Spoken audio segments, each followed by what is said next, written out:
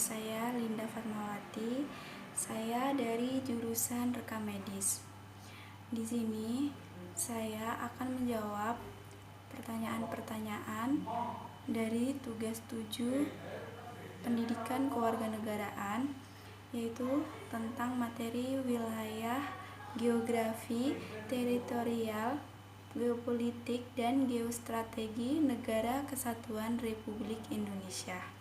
Pertanyaan yang pertama adalah, jelaskan secara historis dan yuridis formal wilayah kedaulatan Negara Kesatuan Republik Indonesia.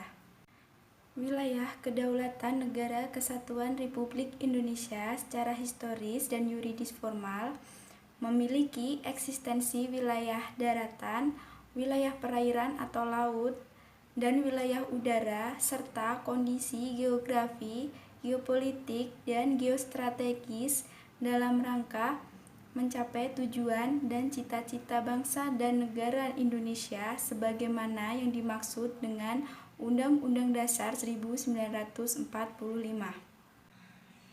Wilayah daratan dimulai dengan Deklarasi Juanda, yakni upaya untuk menjadikan wilayah Indonesia sebagai wilayah yang utuh dan tidak lagi terpisah-pisah adalah dengan mengganti Territorial Zee and Maritime Kringen Ordonantie, yakni dikeluarkan Deklarasi Juanda pada tanggal 13 Desember 1957. Isi pokok deklarasi tersebut yakni 1. Perairan Indonesia adalah laut wilayah Indonesia beserta perairan pedalaman Indonesia. Yang kedua, laut wilayah Indonesia adalah jalur laut 12 mil laut dari pulau-pulau terluar yang dihubungkan dengan garis lurus antara pulau satu dengan pulau yang lainnya.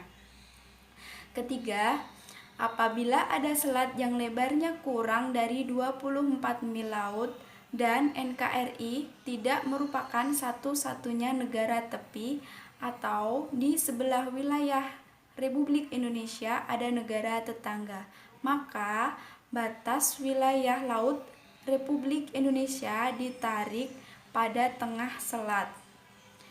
Dan yang terakhir, perairan pedalaman Indonesia adalah semua perairan yang terletak pada sisi dalam dari garis dasar. Kemudian muncul deklarasi landas kontinen. Landas kontinen ialah dasar laut yang secara geologis maupun morfologi merupakan lanjutan dari sebuah kontinen atau benua. Kedalaman lautnya kurang dari 150 meter. Indonesia terletak pada dua buah landasan kontinen, yaitu landasan kontinen Asia dan landasan kontinen Australia. Adapun batas landas kontinen tersebut diukur dari garis dasar, yaitu paling jauh 200 mil laut. Jika ada dua negara atau lebih menguasai lautan di atas landasan kontinen, maka batas negara tersebut ditarik sama jauh dari garis dasar masing-masing negara. Yang ketiga yaitu zona ekonomi eksklusif Indonesia. Pada tanggal 21 Maret 1980, pemerintah Indonesia menetapkan zona ekonomi eksklusif Indonesia yang lebarnya 200 mil diukur dari garis pangkal laut wilayah Indonesia. Zona ekonomi eksklusif Indonesia dikukuhkan dengan Undang-Undang Republik Indonesia tahun 1983. Zona ekonomi eksklusif Indonesia ini berfungsi sebagai zona perdagangan dan perikanan. Oleh sebab itu, negara manapun yang diketahui masuk dalam wilayah teritorial zona ekonomi eksklusif Indonesia tanpa izin pemerintah Indonesia mencuri ikan atau illegal fishing dan mengambil kekayaan sumber daya alam Indonesia di laut dan dasar laut harus ditindak sesuai hukum laut yang berlaku. Yang ketiga yaitu zona ekonomi eksklusif Indonesia. Pada tanggal 21 Maret 1980, pemerintah Indonesia menetapkan Zona Ekonomi Eksklusif Indonesia yang lebarnya 200 mil diukur dari garis pangkal laut wilayah Indonesia. Zona Ekonomi Eksklusif Indonesia dikukuhkan dengan Undang-Undang Republik Indonesia tahun 1983. Zona Ekonomi Eksklusif Indonesia ini berfungsi sebagai zona perdagangan dan perikanan. Oleh sebab itu, negara manapun yang diketahui masuk dalam wilayah teritorial Zona Ekonomi Eksklusif Indonesia tanpa izin pemerintah Indonesia mencuri ikan atau illegal fishing dan mengambil kekayaan sumber daya alam Indonesia di laut dan dasar laut harus ditindak sesuai hukum laut yang berlaku. Yang keempat adalah wilayah udara atau dirgantara. Wilayah udara atau dirgantara meliputi teori-teori. Yang pertama, teori udara bebas. Teori udara bebas meliputi 1. Kebebasan ruang tanpa batas, yang artinya dapat dipergunakan oleh siapapun, sehingga tidak ada negara yang mempunyai hak dan kedaulatan di ruang udara.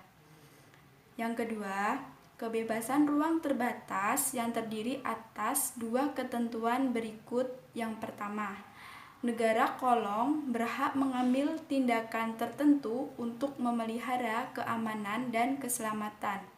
Dan yang kedua, negara kolong hanya mempunyai hak terhadap wilayah tertentu.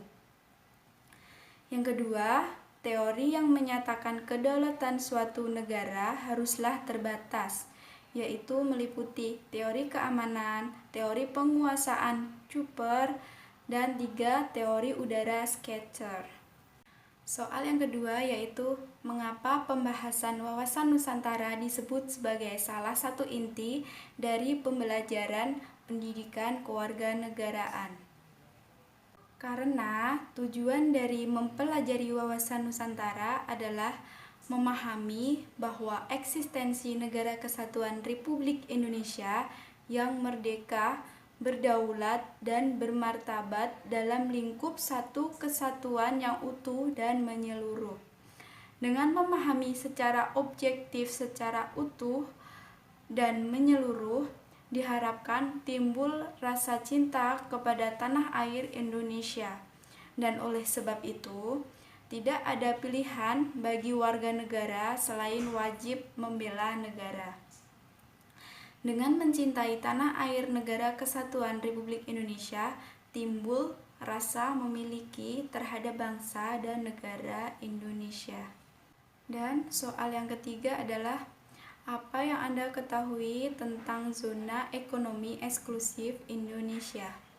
Zona Ekonomi Eksklusif Indonesia atau disingkat dengan ZEEI yaitu jalur di luar dan berbatasan dengan laut wilayah Indonesia sebagaimana ditetapkan berdasarkan undang-undang yang berlaku tentang perairan Indonesia yang meliputi dasar laut, tanah di bawahnya, dan air di atasnya dengan luas 200 mil laut diukur dari garis pangkal laut wilayah Indonesia. Cukup sekian jawaban-jawaban dari saya. Kurang lebihnya saya mohon maaf. Terima kasih.